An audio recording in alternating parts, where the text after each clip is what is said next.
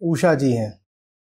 मैंने ऑब्जर्व करा है कि इंसान की ज़िंदगी में कितने भी दुख आ जाए पर जीवन की आसक्ति उसे हमेशा रहती है। क्यों? क्योंकि अमरता स्वभाव है। को बोलते हैं the will to live. Libido का वास्तविक अर्थ यही है। द एकदम fundamental libidinous instinct is to keep living on. जिजीविषा, जिजीविषा। मुझे जीना है। क्यों जीना है? क्योंकि मैं मर सकता ही नहीं। आपके भीतर कुछ ऐसा है जो कोई सीमा बर्दाश्त नहीं करता। मृत्यु एक सीमा होती है ना। आपको कोई सीमा अच्छी लगती, बताइए? आपको पैसे दिए जाए, ठीक है, और उसके साथ कोई शर्त ना जुड़ी हो, तो कितने दिए जाए? आपको जितने भी दिए जाएंगे आप उसमें एक अंक और जोड़ देंगे, है ना। सीमाएं नहीं अच्छी लगती ना। जो कुछ भी बढ़िया होता है हम उसमें सीमा नहीं चाहते, तो इसीलिए हम जीवन पर भी कोई सीमा नहीं चाहते। चेतना का स्वभाव है असीम होना। तो फिर वो मृत्यु को बर्दाश्त कैसे कर ले? मृत्यु को तो मतलब होता है सीमा लग गई, सीमा नहीं चाहिए। तो इसलिए हम मरने से डरते हैं। जितने जीव होते हैं कोई भी मरना नहीं चाहता, और जो मरने का चयन करते भी हैं उनमें से अधिकांश लोग कहते हैं कि मरने में दुख है लेकिन जीने में ज्यादा दुख है, इसलिए हम मरने को चुन रहे हैं। तो वहां पर भी बात चेतना के स्वभाव की ही है। चेतना जैसे अमर होती है वैसे ही आनंद धर्मा भी होती है। चेतना जैसे अमर होती है वैसे ही आनंद धर्मा भी होती है। तो दुख उसका स्वभाव नहीं है। जब दुख ज्यादा आता है तो फिर वो कहती है दुख बहुत बढ़ गया है, आनंद स्वभाव है, आनंद मिल नहीं रहा। तो फिर कभी कभी वो आनंद के लिए अमरता को कुर्बान कर देती है और मरने का चयन कर लेती है, ठीक है। बस यही बात है। देखिए, हम जो उल्टा पुल्टा भी सब करते हैं ना, वो होता हमारे स्वभाव का ही सूचक है। इसीलिए अंजन में ही निरंजन को खोजना होता है। हम जो कुछ भी उल्टा पुल्टा कर रहे होते हैं उसी में देख लेना होता है कि हम कौन हैं। एक आदमी शराब पी रहा है, नशा कर रहा है, क्यों कर रहा है? काम उल्टा पुल्टा है, पर उसको भी अगर आप ध्यान से देखेंगे तो उससे आपको मानव प्रकृति और मानव स्वभाव दोनों के बारे में कुछ पता चलेगा। कोई हिंसा कर रहा है, काम उल्टा पुल्टा है, पर क्यों कर रहा है, वहां भी आप देखेंगे तो कुछ पता चलेगा। बात पहली, जल्दी से बस नैतिक आधारों पर किसी का ना समर्थन कर देना चाहिए ना निंदा कर देनी चाहिए। समझना चाहिए कि क्या हो रहा है। समझने के बाद आपको दंड देना है किसी को, दे लीजिए, पर समझिए कि क्या चल रहा है। कोई भी व्यक्ति क्यों कुछ कर रहा है। लोग संतानें क्यों पैदा करना चाहते हैं, लोग पैसा क्यों इकट्ठा करना चाहते हैं, लोग घर क्यों बनाते हैं। इन सब बातों को आप सोचोगे तो आपको पता चलेगा कि हमारे भीतर कौन बैठा है। The nature of the mind. कौन है, हम क्या चाहते हैं। पूजा जी कह रही हैं, पूजा शब्द का क्या अर्थ है? मंदिरों और घरों में जो पूजा होती है वो तो दिखावटी और अंधविश्वासी होती है या परंपरागत होती है। उनको पता ही नहीं है कि कर क्या रहे हैं, बस करते चले आ रहे हैं। वास्तविक पूजा क्या होती है? वास्तविक पूजा प्रेम होती है। नमन। कुछ ऐसा ऊंचा सामने आ गया है कि उसको पूजने के अलावा कुछ कर ही नहीं सकते। क्या करें तुम्हारा, तुम्हें बस पूज सकते हैं। तुम इतने ऊंचे हो, इतने आगे हो, इतने प्यारे हो कि छू भी नहीं सकते तुमको। तुमको छुएंगे भी तो जैसे तुम में कुछ घट जाएगा।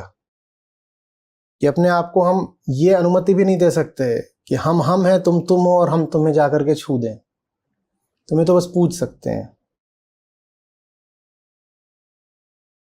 इतने सुंदर हो तुम, बस आरती उतार सकते हैं तुम्हारी।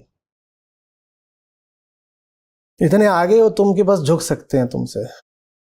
ये पूजा है। इसके लिए बहुत आवश्यक है कि तुमसे ज्यादा मैं की बात की जाए। एहसास होना चाहिए कि हम कितने पानी में हैं। जब तक ये नहीं पता कि हम कितने पीछे हैं, कैसे कह पाएंगे कि हमसे आगे क्या संभव है। और जब ये पता चलता है हम कितने पीछे हैं, तो उसके साथ ये भी पता चल जाता है कि हमसे आगे जो है वो कौन है। बहुत ध्यान से सुनिएगा पूजा। हम अगर पीछे हैं और हमने ये जान लिया कि हम पीछे हैं, तो हमने एक को नहीं दो को जान लिया। एक तो वो हो गया जो पीछे है, दूसरा वो भी तो हो गया ना जिसने जान लिया कि हम पीछे हैं। तो दो खड़े हो गए एक साथ। तो पूजा उसकी करी जाती है जो जान लेता है कि कोई पीछे है। पूजा कौन करता है? जो पीछे है। जो पीछे है वो उसको पूजता है जो जान रहा है कि वो पीछे है। यह आत्म पूजा है, यही वास्तविक पूजा है। और इसमें जो पूजा जा रहा है उससे दूरी भी बहुत है, पर उससे एकत्व भी बहुत है। हमने ही अपने ओछेपन को जाना है, तो हम ही पूज रहे हैं किसको? अपनी संभावना को। एक दृष्टि से देखें तो हम जिसको पूज रहे हैं हमसे बहुत दूर है, बहुत दूर है। और ज्यादा लेकिन साफ दृष्टि से देखें तो हम जिसको पूज रहे हैं वो हम ही हैं। तेरा साईं तुझ में है, जाग सके तो जाग। प्रकाश महाराज हैं। सर, आज आपको मुस्कुराते देखकर मुझे बहुत अच्छा लग रहा है। आप क्रिटिसिज्म को कैसे हैंडल करते हैं? अब आप लोग मेरा मूड खराब करके रखते हैं, नहीं तो मुस्कुराना क्या है। मैं तो ठठा के हंसता हूँ, मैं तो अट्टहास करता हूँ। मैं जब हंसता हूँ तो ऊपर वाली मंजिल, नीचे वाली मंजिल, बगल वाली इमारत सबको पता चल जाता है। मेरी कौन सी सीमा और मुझे किसका डर और मुझे किसको खुश करके रखना है और किससे दबना है। किसी चीज पे अगर मौज आ गई है तो मैं तो मस्त हंसता हूँ। और हंसने में कोई शालीनता की सीमा भी क्या लगानी, समय सीमा भी क्या लगानी। किसी बात पे अगर मजा आ रहा है तो दिन भर हंसो, दिन भर हंसो। मैं तो सोते सोते भी चुटकुले करके हंस लेता हूँ। इसका ये नहीं मतलब है कि हंसता ही रहता हूँ हर समय। पर आपने प्रश्न में ऐसे पूछा है जैसे कि मेरा और हंसी का कोई 36 का आंकड़ा हो, तो ऐसा कुछ भी नहीं है। और जो जानते हैं वो जानते हैं कि मैं काफी विनोद प्रिय हूँ। मजाक मजाक को तो मैं बिल्कुल गेहूं चावल की तरह खाता हूँ। मजे ही मजे मुझे आते हैं। आप क्रिटिसिज्म को कैसे हैंडल करते हैं? इसमें मुझे कोई समस्या नहीं है। कहीं कोई गलती निकल रही हो, कोई चूक हो रही हो, उसमें मुझे कोई समस्या नहीं है, कोई बता रहा हो तो। मेरा सौभाग्य रहा है कि इस देश के जो 3 सबसे कठिन एग्जाम होते हैं, मैं तीनों से ही जूझा हुआ हूँ। पहले IIT-JEE की तैयारी करी। उसमें अगर आपके सामने 15 सवाल आए हैं, आप 15 में से 7 सही कर दें, 8 गलत कर दें, तो भी आपका सिलेक्शन हो जाता है। तो मैं तो जूझना जानता हूँ। जूझने के बाद 8 गलत भी हो गए तो कोई बात नहीं। मुझे इस तरह का कोई ऑब्सेशन नहीं है कि मैं जो कुछ बोलूँ उसमें कोई खोट होनी ही नहीं चाहिए। मुझे अच्छे से पता है कि जो मैं चुनौती उठा रहा हूँ उसमें ऐसा बिल्कुल हो सकता है कि 15 में से 8 मुझे हार मिल जाएंगी। कोई बात नहीं। एग्जाम यही जैसा होना चाहिए कि 15 में से 8 हार भी मिली तो भी आप विजेता हैं। बात है कि एग्जाम कड़ा होना चाहिए। मुझे क्रिटिसिज्म से समस्या नहीं है। रही बात उनकी जो बिना कुछ जाने समझे क्रिटिसिज्म करते हैं, तो उससे भी क्या समस्या होगी। अब मैं UPSC का पेपर लिखूं और UPSC के जो मेरे उत्तर हैं उनकी समीक्षा कोई कक्षा 2 का झुन्नू करने लग जाए और वो कहे कि आपने ये भी गलत लिखा, आपने वो भी गलत लिखा, तो मुझे बुरा क्या लगेगा उसमें? मैं UPSC का पेपर लिख के आया, वो पेपर किसी झुन्नू के हाथ लग गया और झुन्नू है कक्षा 2 का। कक्षा 2 से तुक बैठता है कक्षा 2।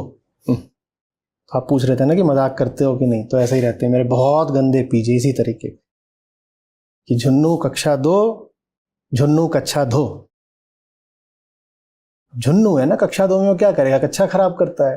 अब ये कक्षा खराब करने वाला है जिसका कक्षा ही नहीं धुला है, ये आकर के अगर मेरी आलोचना कर रहा है और मेरी बातों की समीक्षा कर रहा है, तो मैं इसको तो यही बोल सकता हूँ कि बेटा अभी तुम कक्षा 2 के हो तो कक्षा धो, क्या बुरा लगेगा।